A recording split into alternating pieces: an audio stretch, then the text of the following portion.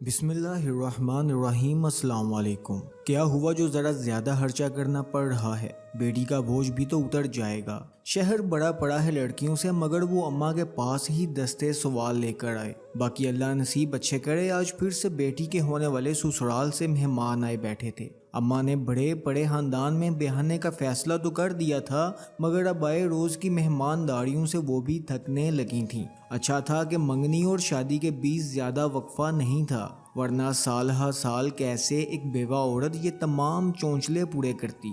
شوہر کے چہلم سے پہلے ہی جیٹھ جٹھانیوں نے ہری جھنڈی دکھا دی تھی کہ اس مہنگائی کے دور میں 4 بچوں کے ساتھ ایک بیوہ کی کفالت کرنا ان غریبوں کی بساط سے بہت زیادہ ہے۔ اب اس دور میں بلا اپنے بچوں کے کپڑے کی فکر کریں یا جنت کی امید پہ ان یتیموں کا خرچ اٹھائیں۔ سو اماں اپنا مختصر بوریا بسترا سمیت 4 بچوں کو لے کے بائی کے گھر آ بیٹھی۔ ماں باپ تو حیات تھے نہیں، سوچا بائی بابی حیال کریں گے، لیکن یہاں بھی وہی رونا پیٹنا۔ بابی نے ایک دن بھی سکون کا سانس نہ لینے دیا۔ اب ساری نیکیوں کا ذمہ انہوں نے تھوڑی اٹھا رکھا تھا۔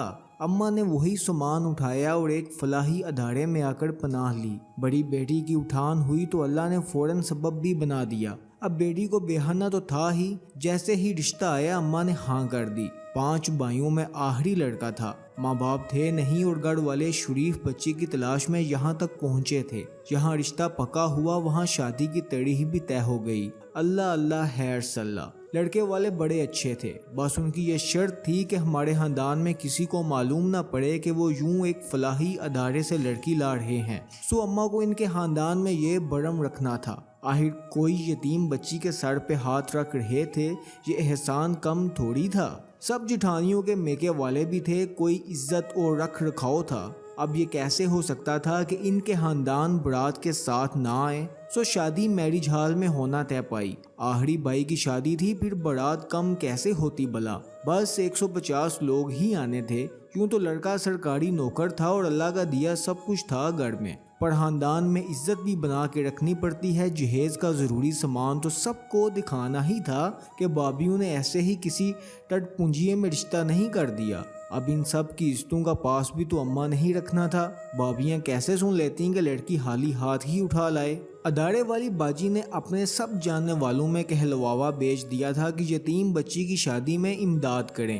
کہیں سے زکوٰۃ، کہیں سے خیرات اکٹھی کر کر کے جہیز اکٹھا ہو ہی گیا۔ ایک خاتون فرنیچر لے کر آئیں، کچھ نے برتن کپڑے دیے۔ اللہ اللہ کر کے جٹھانیوں کے کہنے کے مطابق چھوٹا موٹا ضروری سامان پورا ہوا۔ اب 10 دن میں شادی ہے اور اماں کو حال کے اخراجات کے لیے رقم پوری کرنی ہے۔ الو تلو سے کچھ رقم اکٹھی کی ہے، مگر وہ ناکافی ہے۔ حال والے کون سے مان جائے ہیں جو لحاظ کریں گے؟ اماں کو بس در در جا کر منت ہی تو کرنی ہے، یہ انتظام بھی ہو ہی جائے گا۔ لوگ ترس کھا لیتے ہیں یتیموں پر۔ کیا ہوا جو ذرا زیادہ خرچہ کرنا پڑ رہا ہے؟ بیٹی کا بوجھ بھی تو اتر جائے گا۔ شہر بڑا پڑا ہے لڑکیوں سے، مگر وہ اماں کے پاس ہی آئے دستے سوال لے کر۔